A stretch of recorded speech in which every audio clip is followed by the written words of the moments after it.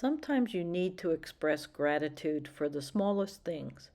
We live in a beach community in old homes built in the 1950s with mixed neighborhood with apartments and individual homes. The parking is very, very tight. Even on a driveway like this, you can see where a sidewalk has been put down to widen the driveway. It's still very difficult to park in this neighborhood because of the apartments and homes and the density of population. My neighbor works in construction and he has a large truck and he leaves early in the morning around 6 a.m. or so.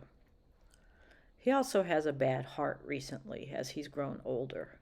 So it's frustrating for him to wake up and not be able to get out his driveway to work. And he has to frequently call the sheriff to have cars ticketed or towed. On this particular day, the sheriff came, measured the distance between the two bumpers, and actually had to guide his truck out of his driveway. When he asked why the car wouldn't be ticketed or towed, they said, well, you were able to get out of your driveway. However, upon closer inspection, they did ticket this car because it was too far away from the curb. So the randomness of action by the sheriff sometimes perplexes us in our neighborhood.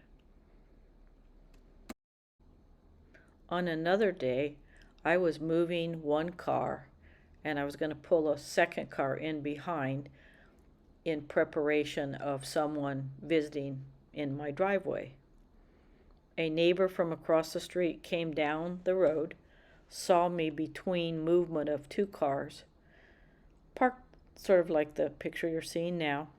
There was a space where I was going to back or pull one forward.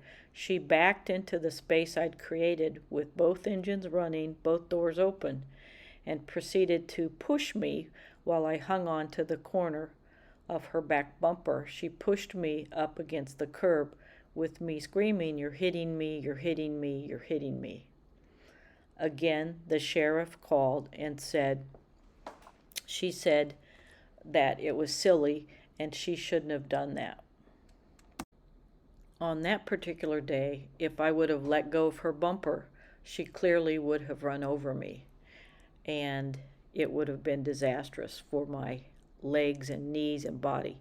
So clearly, it's very frustrating with parking. Here's another example a couple of days ago with the parking once again in front of my neighbor's home. He waited after he called the sheriff late into the evening and they didn't appear. So in hindsight, in watching this and experiencing it nearly weekly, I decided, rather than be frustrated, perhaps it would be a better strategy for me to express gratitude when I have a day that I can park. In addition to parking, I also want to express gratitude that some of my neighbors are exceptional, some of them not so good. But overall, my message is have gratitude for a parking space.